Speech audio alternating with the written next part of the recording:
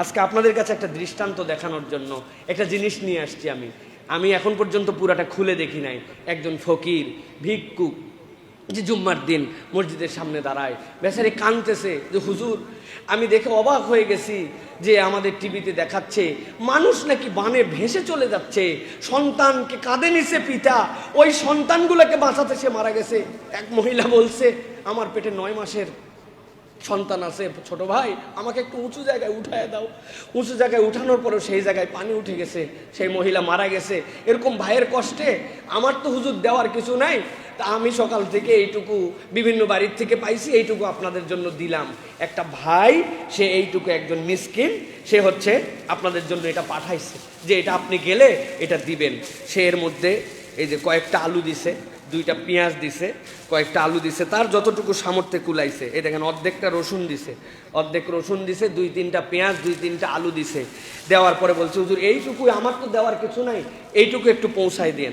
সাথে সে 20 টাকা পাঠাইছে। সে তার সামর্থ্যে এইটুকু আছে, সে একটা পেঁয়াজ দিতে পারছে, একটা আলু, পুরা রসুন তার কাছে নাই, রসুনের অর্ধেকটুকু সে দিছে যে তার ভাইয়ের জন্য। এর নাম ভালোবাসা। আল্লাহ রাব্বুল আলামিন বড় কিছু দেখবেন না, কিন্তু রব্বুল আলামিন দেখতে চান যে আপনি আপনার ভাইয়ের বিপদে আগায় আসছেন কিনা। তো একজন মিসকিনের কাছে আমার থেকে শেখার আছে। আমি তো বলছি, আমি বহু ফকিরের কাছে শিখছি। এক ফকির আমার কাছে হাত পাতার পর 10 টাকা দিছি, সে ওই 10 টাকা নেওয়ার পরে আরেক ফকিরকে 5 টাকা দিছে। আমি বলছি, আপনার অনেক টাকা, তাছাড়া আমি দিলাম আর আপনি ওরে দিলেন। সেই ফকির আমাকে বলছে, বাপ তোমার কাছে যে আমি চাইতে পারছি জন্য তুমি দিছি, আর যারে দিলাম ওর পুরা গায়ের মধ্যে টিউমার, ও উঠে যেয়ে চাইতে পারে না, তো আমি তো হচ্ছে ভালো আছি, এই জন্য ওর একটু দান করলাম। ফকিরের কাছ থেকেও আমি শিখছি। সুতরাং প্রিয় ভাইয়েরা, আমরা আমাদের সামর্থ্য অনুযায়ী আমরা একটু দান করার জন্য, সহযোগিতা করার জন্য চেষ্টা করি। আমি আপনাদের কাছে 4টা লেয়ারের কথা বলেছি।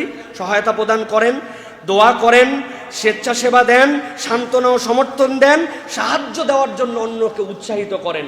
এগুলো আমাদের জন্য অত্যন্ত গুরুত্বপূর্ণ প্রিয় ভাইয়েরা।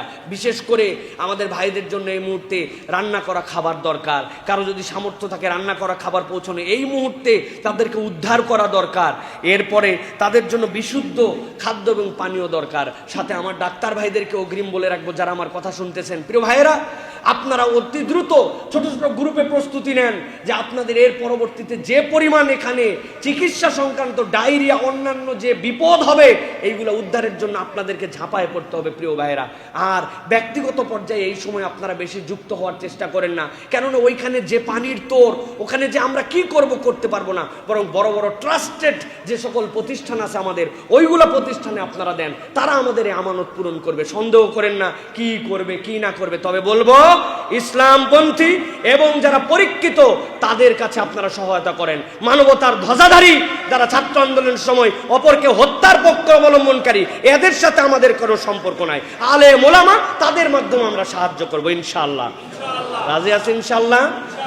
বাংলাদেশের যত মসজিদ, যত ইমাম, যত মুয়াজ্জিন আছি, আমি আপনাদের ভাই হিসেবে প্রস্তাব দিলাম, আমরা আমাদের 7 দিনের যে আমাদের আপনারা যে আমাদেরকে সম্মানী দেন, আমরা আমাদের 7 দিনের সকল সম্মানী ইমাম, মুয়াজ্জিন, খতিব আমরা বন্যা দুর্গতদের ফান্ডে দান করলাম।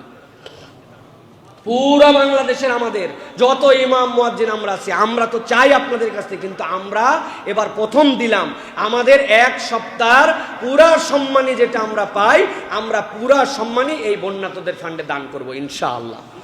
আল্লাহ আমাদেরকে এই সকল কাজের মধ্যে শরীক হওয়ার তৌফিক দান করেন প্রিয় ভাইয়েরা। আল্লাহ রাব্বুল আলামিন আমাদের ভাইদেরকে উদ্ধার করার তৌফিক দান করেন।